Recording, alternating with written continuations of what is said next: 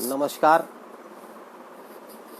मेरे सभी भाइयों बहनों को मेरी ओर से सादर अभिनंदन।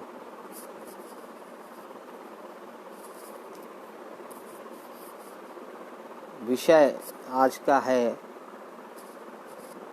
आशीर्वाद। विकास भाई आशीर्वाद। विषय आज का ये है कि जैसा कि आप लोग देख रहे हैं कि इस समय संपूर्ण भारतवर्ष में एक ही चर्चा है, हिस्ट्री सीटर विकास दुबे। उसी से संबंधित कुछ बातें आप लोगों के बीच में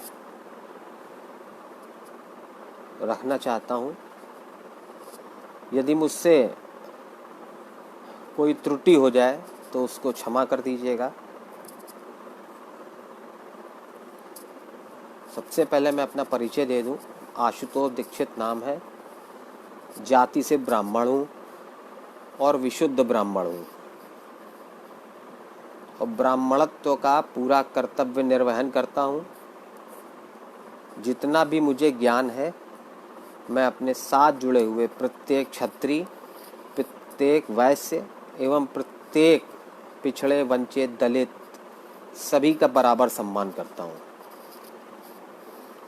और हर वह व्यक्ति जो चाहे किसी भी जाति या वर्ग से आता हो, यदि वह किसी भी प्रकार ज्ञान में कोई अच्छी बात बताता है तो मैं उसको एक सच्चे ब्राह्मण के रूप में स्वीकार करते हुए आत्मसात करने का प्रयास करता हूँ। क्योंकि मेरी जो परिभाषा है ब्राह्मण की वह यही है कि हर वह व्यक्ति जो ज्ञान रखता हो, हर वह व्यक्ति जो समाज के सभी वर्गों को साथ लेकर के चलने का सामर्थ्य रखता हो, हर वह व्यक्ति जो हमको धर्म से जोड़े रखने के लिए प्रेरित करता हो, हर वह व्यक्ति जिसके मन में करुणा का भाव हो, हर वह व्यक्ति जो कभी भी जातिवाद से ग्रसित होकर के किसी के लिए अनबायस होकर के बात न करता हो, हर वह व्यक्ति मेरी नज़र में ब्राह्मण है। और मैं ऐसे ही, और मैं ये नहीं कहता कि मेरी परिभाषा को आप लोग मान लीजिए, लेकिन ब्राह्मणत्व की सच्ची परिभाषा मेरी नज़र में आज की डेट में यही है।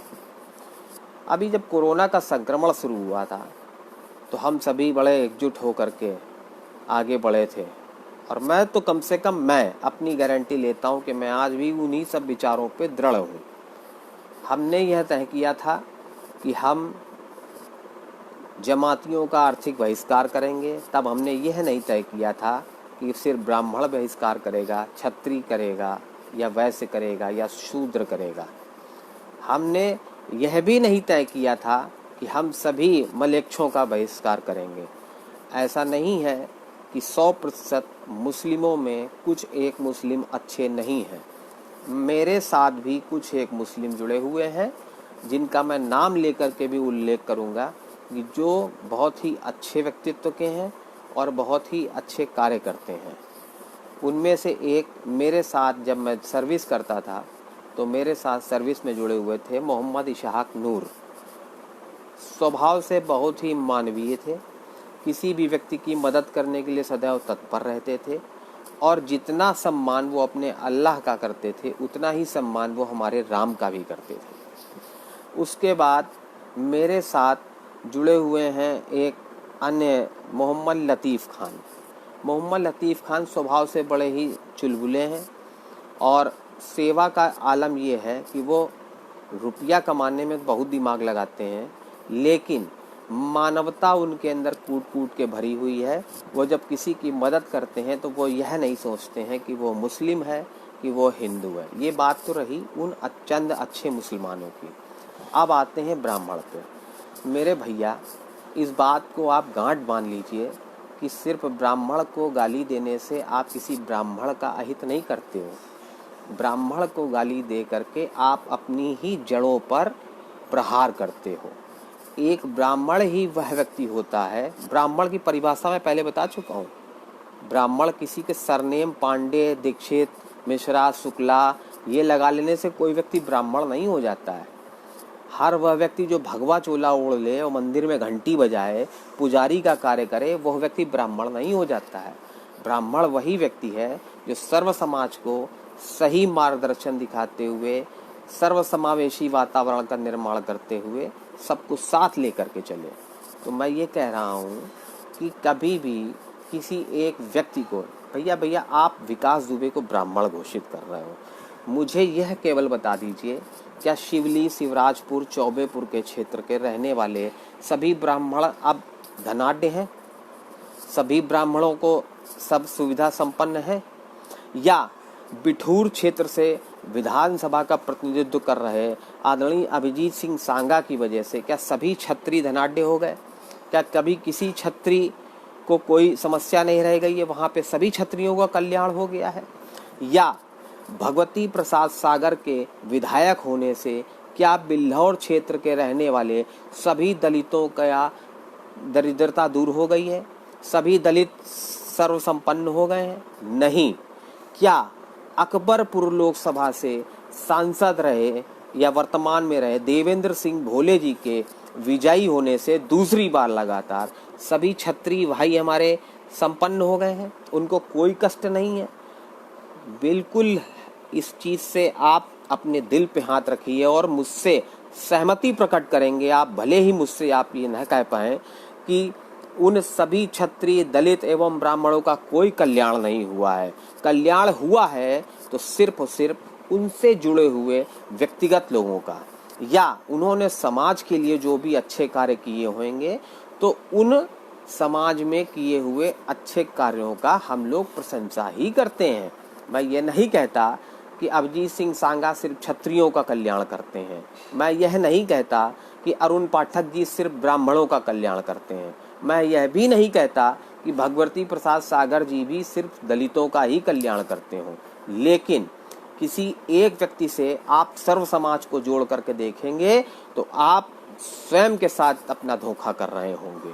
और ब्राह्मण को गाली दे के आपको कुछ प्राप्त नहीं होगा। देखिए, चूंकि मैं दिल से मैं जाति से भी ब्राह्मण हूँ, मैं कर्म से भी ब्राह्मण हूँ, मैं सात्विक हूँ, इसलिए मुझे चोट पहुँचती है।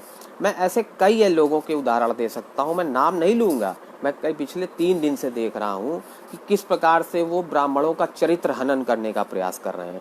यदि आपके अंदर वास्तविकता में ब्राह्मणों के प्रति इतना ही द्वेष है, इतना ही आपके मन में उनके प्रति दुर्भावना है, तो आप शपथ लीजिए कि आज उस क्षण के पश्चात आप किसी भी ब्राह्मण व्यक्ति से, इवन चाहे वो कर्म से ब्राह्मण हो या सरनेम लगाने से ब्राह्मण हो, उसके साथ संबंध नहीं लेंगे।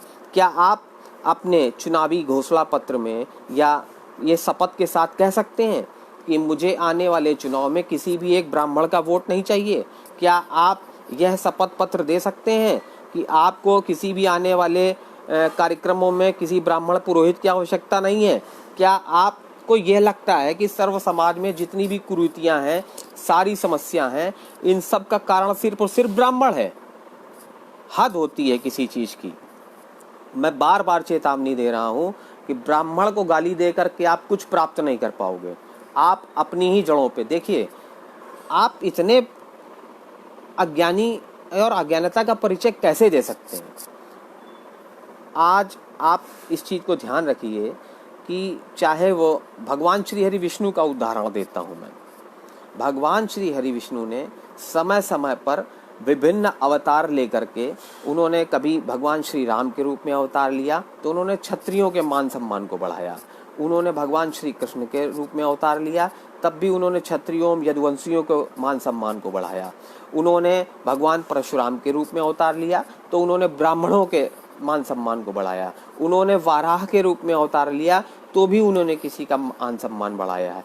अरे मूर्खों, कम से कम इतना तो समझ लेते कि जब भगवान ने तुमको बनाने में कोई डिस्क्रिमिनेशन नहीं किया तो तुम कौन होते हो जो किसी की सरनेम के आधार पे या किसी के कार्यों के आधार पे उनका डिस्क्रिमिनेशन करोगे? आप इस चीज को नहीं समझ पाए और कहीं ना कहीं मुझे ऐसा लगता होगा कि आज से जब 2020 साल पहले ईसाई धर्म की स्थापना हुई होगी, तब भी कोई ऐसा ही मूर्ख पैदा हुआ होगा जिसने ब्राह्मणों को गाली दी होगी, या कोई ऐसा ही मूर्ख, उन मूर्ख ब्राह्मणों को भी मैं कह रहा हूँ, जैसे एक रीता पांडे जी थी, वो लिख रही थी ब्राह्मण शेर Vikas Dubey. What the hell you are talking, हैं? ब्राह्मण शेर, वाह, कौन सा बड़ा काम कर दिया विकास दुबे ने। विकास दुबे ने अगर अच्छा काम किया है तो विकास दुबे ने तमाम ब्राह्मणों की ही हत्या करी है। आपको उन ब्राह्मणों के प्रति कोई संवेदना नहीं है। देखिए, एक चीज और ध्यान रख लीजिए, भय से आप अगर किसी चीज का निर्धारण करेंगे तो आप कभी जीवन में सही निर्णय नहीं कर पाएंगे। मैं आपको ये भी बता रहा हूँ कि जो ये तमाम घटनाक्रम हो रहे थे, मैंने एक दिन पोस्ट डाली थी कि जो भी व्यक्ति ब्राह्मणों के प्रति अभद्र टिप्पणियां कर रहे हैं, आप सबके स्क्रीनशॉट लेके मुझको भेजिए और उनके विरुद्ध मैं न्यायोचित कार्रवाई करवाने का प्रयास करूंगा। लेकिन फिर मैंने सोचा कि यह क्षणिक एक भावावेश मात्र है। आज वो हमको गाली दे रहे हैं, आज वो सभी ब्राह्मणों को गाली दे रहे हैं, कल को जब उनकी चेतना जागेगी तो वो अपने किए पे पछताएंगे। देखिए, शब्द का चयन बहुत सोच समझ के करना चाहिए। बात तो आई गई हो जाएगी, लेकिन जो आप शब्द बाण चला करके किसी के मन मस्तिष्क पे जो घाव करते हैं ना, वो कभी मिट नहीं पाता है। तो मेरा कहने का, और उस जब स्क्रीनशॉट की बात आई तो उनमें से कई ऐसे योद्धा भी थे जो तमाम ब्राह्मण महासभा, तमाम परशुराम महासभा ये सब चलाते थे। तो मैंने उनसे कहा, आप मुझको स्क्रीनशॉट भेज रहे हो, मान्यवर आप इतना बड़ा संगठन संचालित कर रहे हो, तो आप अपने संगठन के बैनर के तले पर क्यों नहीं स्थानीय थाने में जा करके मानवीय मतलब मानहानि का मुकदमा एक दर्ज कराते हुए उनके विरुद्ध विधिक कार्रवाई करने का निवेदन आप क्यों नहीं प्रस्तुत कर देते हो। सारा काम मेरे, क्यों, मैं बता रहा हूँ क्यों, क्योंकि आपकी हवा निकलती है, आप डरपोक हो। आप सोचते हो कि मैं तो एक बार मरूंगा और आप सब 2 बार मरोगे। आपके अंदर यदि सत्य कहने का सामर्थ्य नहीं है तो आप सब आज भी मृतप्राय हो।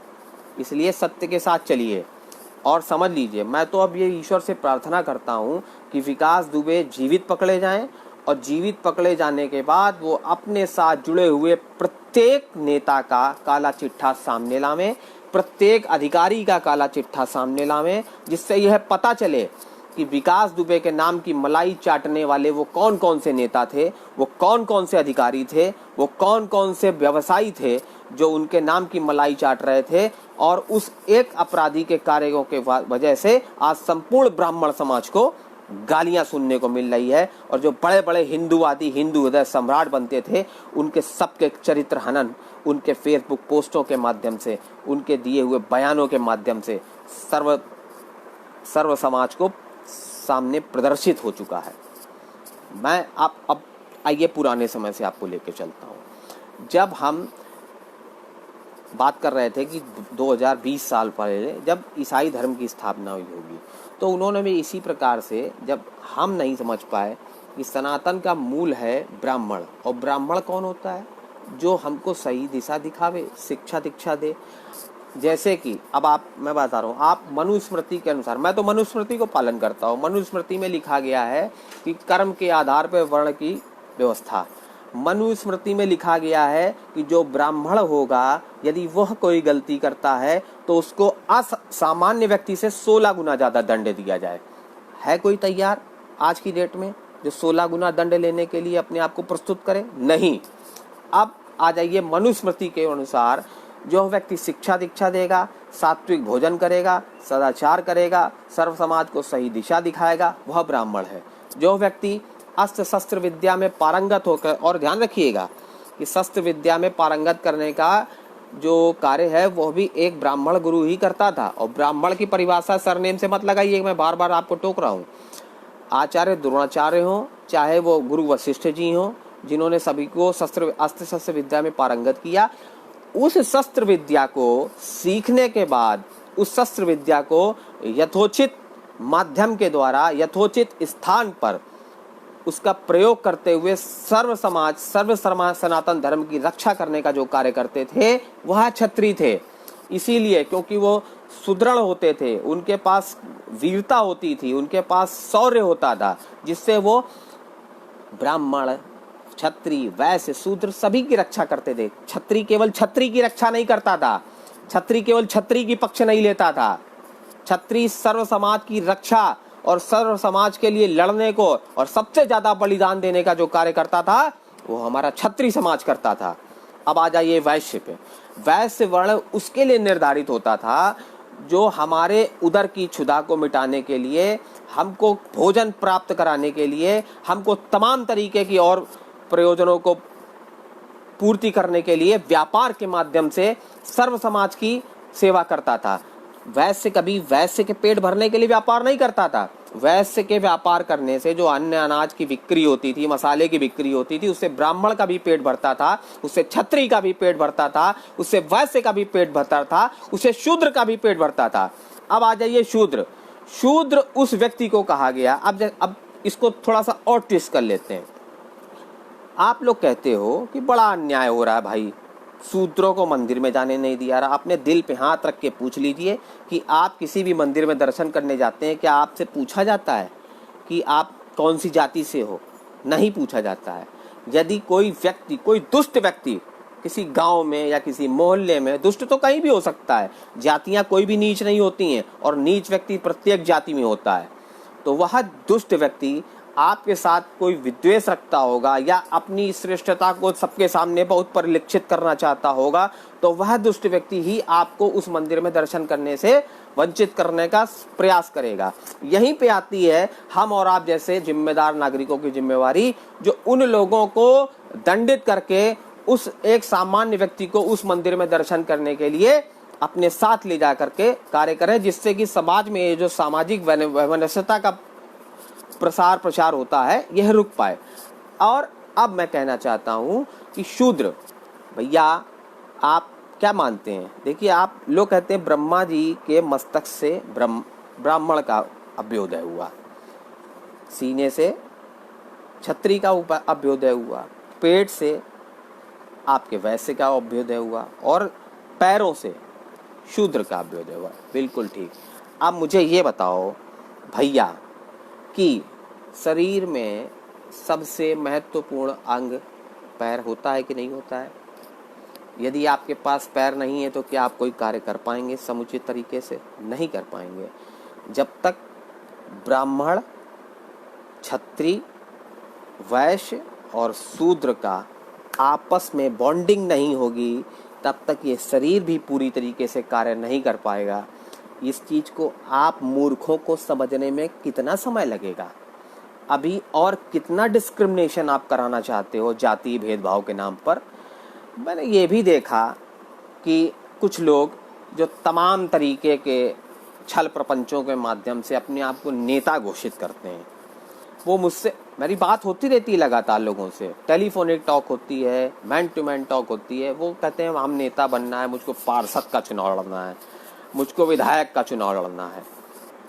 विधायक का चुनाव भी लड़ना है, तुम्हें जातिवाद भी करना है, तुम्हें छल प्रपंच भी करना है, तुम्हें अपराधियों से साठगांठ भी करनी है। और इसमें सबसे बड़ी गलती हमारी आपकी है।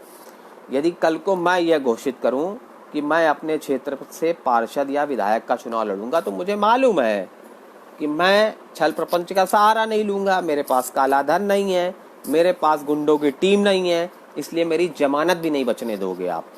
लेकिन मेरी जगह पे यदि कोई अपराधी खड़ा होगा, यदि कोई गलत कार्यों से अर्जित करे हुए धन का व्यक्ति खड़ा होगा, तो आप सभी उसकी फ्लीट में चलने वाली 25 गाड़ियां और 50 बंदूकधारियों को देखते हुए उसको मेरे सापेक्ष लाखों मतों की भारी विजय दिलाएंगे। तो जब भैया आप ऐसे जनप्रतिनिधि चुन के लोकसभा, विधानसभा, जिला पंचायत, नगर निगम, नगर पालिका, इन सब ग्राम प्रधान में बैठाओगे, तो समाज में दुष्टता का वातावरण फैलाने के या कायम करने के जिम्मेवार आप स्वयं हो। इसलिए मैं ये कहना चाहता हूँ कि जब तक ब्राह्मण, क्षत्रिय, वैश्य, शूद्र, इन चारों का सर्वसमावेशी chemical bonding, physical bonding, mental bonding, अगर इनके सब के साथ आप नहीं चलेंगे तो आप सबका सर्वनाश निश्चित है। ना तो ब्राह्मण बचेगा, ना क्षत्रिय बचेगा, ना वैश्य बचेगा, ना शूद्र बचेगा। और एक बात और बता देना चाहता हूँ आपको, आज से करीब 1000 वर्ष पहले अगर आपको ये लगता हो कि जो व्यक्ति शस्त्र विद्या में दूसरों को दीक्षा दे सकता है, वह व्यक्ति क्या स्वयं शस्त्र नहीं चला सकता है? हम भी शस्त्र चला सकते हैं। आप इस चीज का भ्रम ना पालिएगा कि आप ही बड़े बलशाली हैं।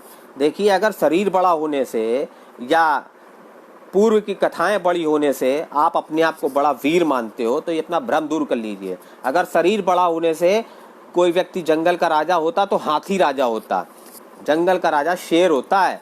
इसलिए जिगर, बुद्धि एवं किस पे हमें वार करना है, इस चीज पे ध्यान केंद्रित करिए। हर वह व्यक्ति जो अपने नाम के आगे मिश्रा, शुक्ला, पाणे लगाता है वो ब्राह्मण नहीं होता है। हर वह व्यक्ति जो अपने नाम के आगे फलाना ठाकुर, फलाना प्रताप सिंह चौहान, फलाना सिसोदिया ये सब लगाता है वो क्षत्रिय नहीं होता है।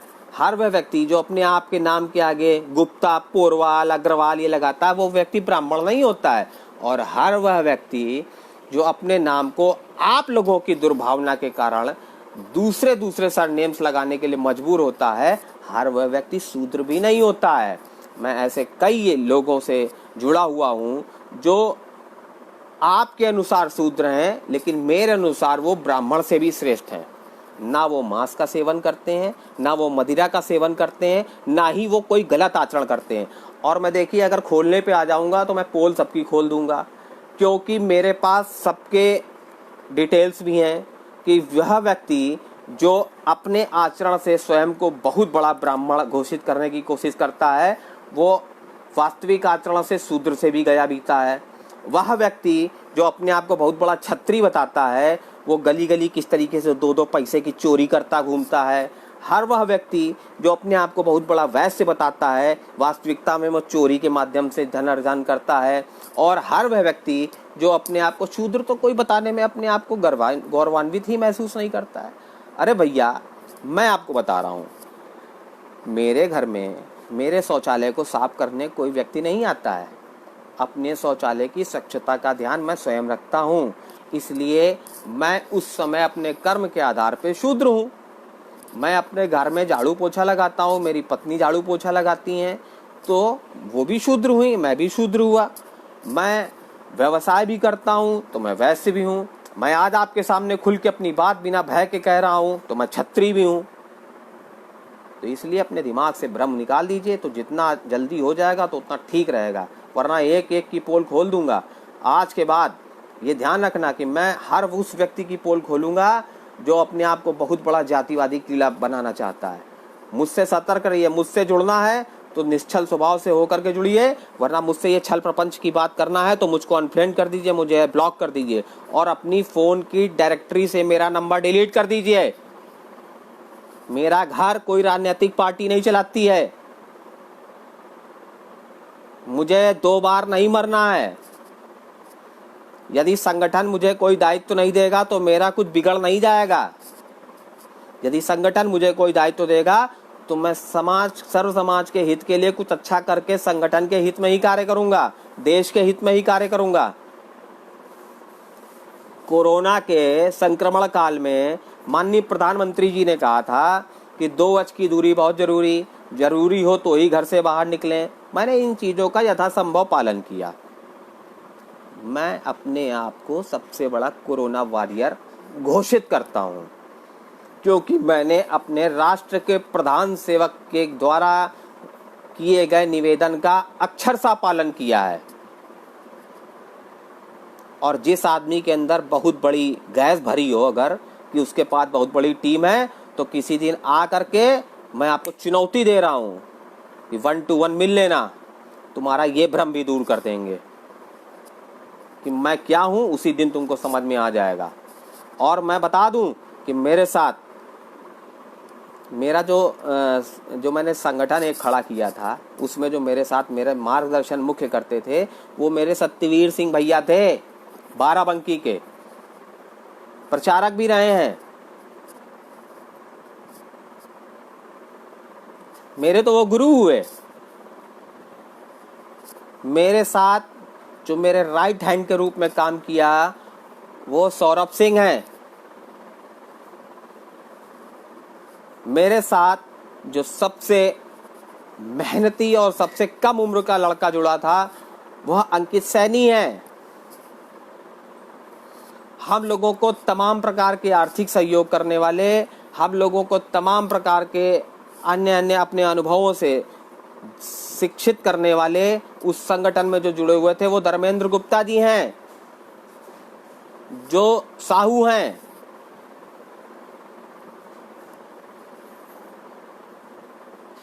हम लोगों के साथ चित्रकूट जैसे बीहड़ वाले क्षेत्रों में जब समाजवादी पार्टी की सरकार थी आप लोगों की डिपर लेती थी वहां पे जा करके भारतीय जनता पार्टी के लिए काम करने की।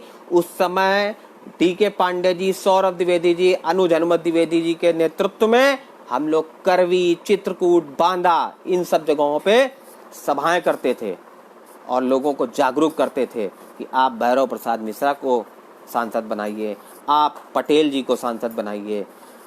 हमारे साथ बसंत गुप्ता जी जुड़े थे, आज भी जुड़े हैं।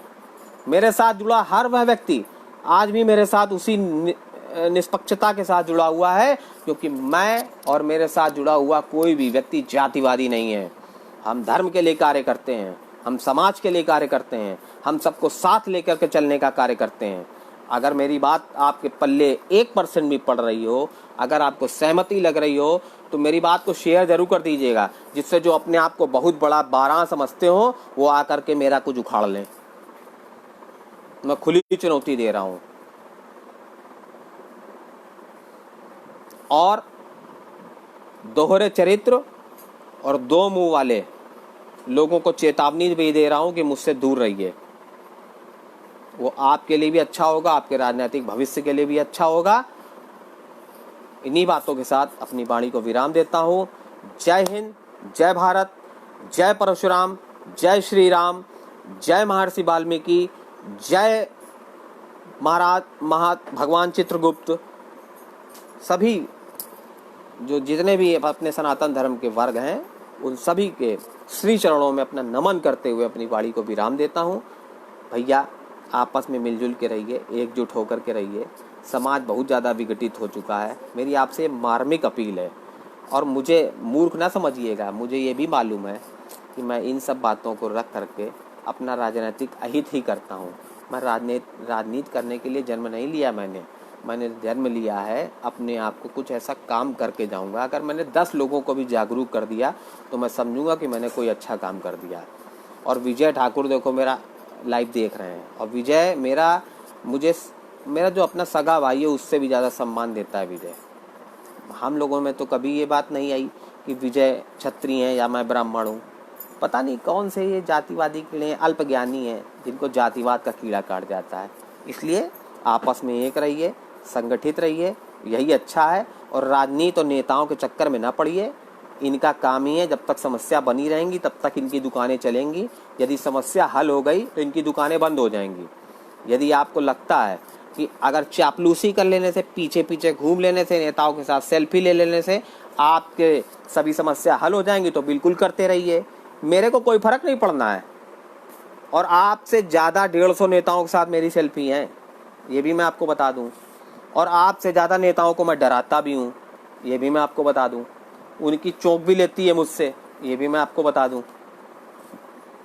तो जिनके पास जिगर हो वो मुझसे जुड़े, और जिनके पास चापलूसी हो, मक्कारी हो, दोहरा चरित्र हो, दोगले आचरण के हो, वो मुझसे दूर रहें। और जिनकी बहुत ज़्यादा राजनीतिक महत्वाकांक्षा हो, जो किसी भी रास्ते का अनुसरण करते हुए राजनीति में आगे जाना चाहते हैं, उनको हमारी तरफ से हृदय के अंतःकरण से हार्दिक शुभकामनाएं।